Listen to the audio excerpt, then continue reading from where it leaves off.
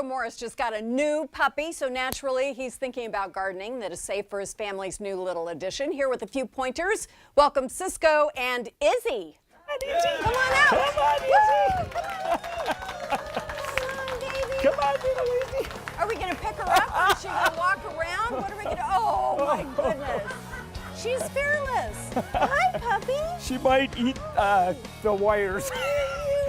Oh, yeah, Izzy. It's a little treat for you, too. Yeah. Oh, she's just thumping me with her tail. That is so fun. What kind of puppy is it? Oh, Izzy, you sweet thing. What kind of puppy is she? They think she's half lab and half border collie, but there's something else in there. That little tail that goes upward like that. And she's all love bug, and look at those big paws. Such a lover. She is part piranha too. So yeah, she does. She has those sharp little puppy teeth. Oh yeah. That's okay. She can gnaw on me. That's fine. So tell us about Izzy. Where she came from? What happened at your house? Well, you know, old Fred, my sweet Fred, lived 14 years. Bless and him. The same puppy rescue where we got Fred just sent us an email going, would Fred like a buddy? Because what happened was her mom and 4 of her sisters died in a house fire in the Tri-Cities, and they saved her and 2 siblings. Oh, bless your heart, heart, they said, we really want a good home for this puppy. Well, but they gave her to you anyway? Yeah, they gave it to me anyway. That's about the truth. Oh. And so Fred, he passed away, and we were totally brokenhearted. We knew this puppy needed a home, so. Yeah. Yeah. That is so tough, and it's great to have new life. Do you want to get down and explore? You want to look around? Or you can take her around to Heidi if you want to, so she can keep You want to go looking. back to go see Heidi? Or you can just let her go free range. All right. We can let her go free range. If she She'll wants go to say go hi to free people. range, I think it's all right. Yeah, go for it. Go, buddy. All right. Don't do anything to embarrass me now. It's okay. The floor is so wipeable, so it's very cool. So, okay, so Izzy's going to look around. She found something. Oh, she likes the tape. She's busy with the tape. So, gardening with dogs. The first thing you should do when you get a new pet. Okay, the first thing you should do is put in a fence. You want to make sure you're going to let the dog go where you want it to go. And you don't want it ruining your beautiful garden, or if you have poison plants that you know are poison. And the veterinarian will give you a list of plants that are typically poison. I brought a few that people don't know are poison. And we need to remind ourselves. So what are they? So hey, this is a yucca, sharp, can poke a puppy's Heidi, eyes. let her come out. She can come out. She's being detained backstage. She's getting held back. So, and hydrangea, very poison. Yep. Yeah, people don't know that. Lenten rose, hellebore. Get rid of that. And that's not on any list, but it is. Really? Okay, yeah. so we'll put that on. And yew trees. You don't want yew trees. trees. And you know, an adult dog is going to leave these things alone, but it's a puppy, and Nandina, heavenly bamboo.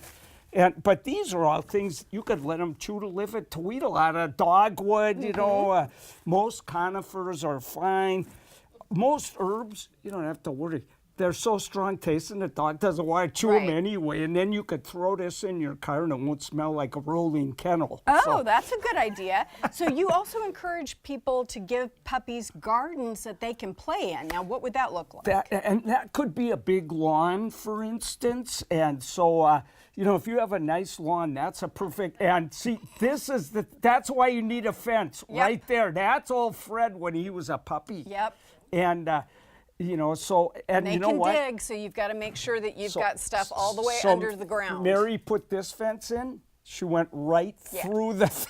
Yeah. Now she's jumping over, so you need a really good fence. I think we have a picture of one in there somewhere. And they get older, they can jump. There's all kinds of stuff. So go ahead and invest in a good fence. And remove the toxic plants. And don't use a bunch of toxic things, of course, in your garden. So this is the safest kind of slug bait there is. It's called Ciscoe. Beer is safer. You might have a drunk puppy, but other than that. But you know what? Even to use this, you got to really be careful because, you know, they may get attracted to it. If they get into the container, that's not good. So here's how I do it. I just put the slug bait down because you got to keep slugs out of your garden, you know. And so I got stones, that goes on top. No way the pup can get at the slug bait. Can't get underneath that. there. It works like a charm, and Perfect you never idea. have to worry.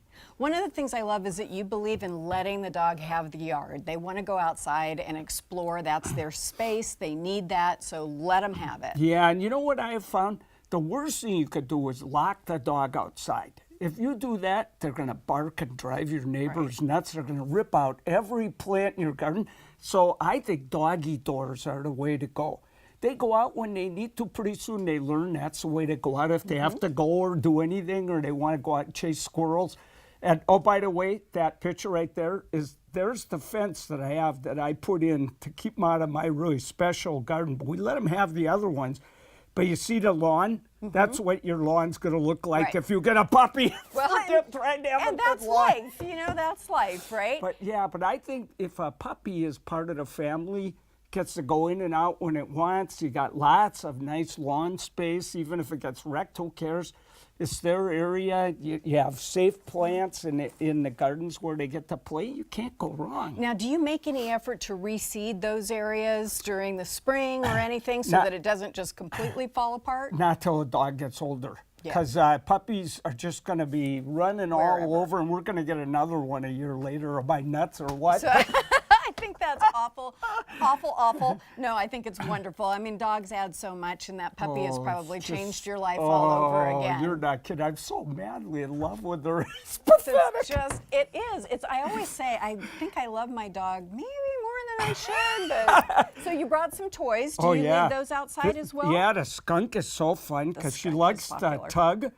And this is Hippo. She loves Hippo. You can tell. He's just totally besotted. There you go. And the big tug toys. And they say that's got like dental floss, so when they chew it, it's supposed to be good for their teeth. Now, if you have like a deck or something and you don't want them getting under there where you can't get them back out again, what's the best way to sort of dress up the bottom of a deck area? Well, you know, you're really going to need a good fence. And you don't have to put in a big wood one like I did, but they sell a lot of kinds of fencing at all the hardware stores. Get something that's, you know, that they can't go through. I tried plastic fencing, and my little Ruby, when she was a puppy, she'd go 20 feet away like a Brahma bull. Right. And then go right through it. Right through. You could see the indentation of her Ross Perot ears, you know. It was just like, oh la la. We had a terrible problem with Pip would get under the deck and she wouldn't come out. And finally, my husband, it was terrible, but he had to. He dumped a glass of water through the deck and she went, and came out from under there. And then we built a fence around it. And one thing I would like to show, if you have a valuable plant, maybe you've got a Nandina and you want to leave it, you know, it's playing a key role. Here's what I did. This is bitter apple. So I noticed that our pup was going to a hydrangea all the time. So I knew she'd go out there right away. So right before I let her out, a lot of it. And it's got Bitex, that stuff that makes you not suck your thumb, you know. So she took one look at that and said, that's it. She took one bite, went, end of that problem. Learned that plant tastes terrible. And you can get that at any pet store. Get that at any pet store. Thank you.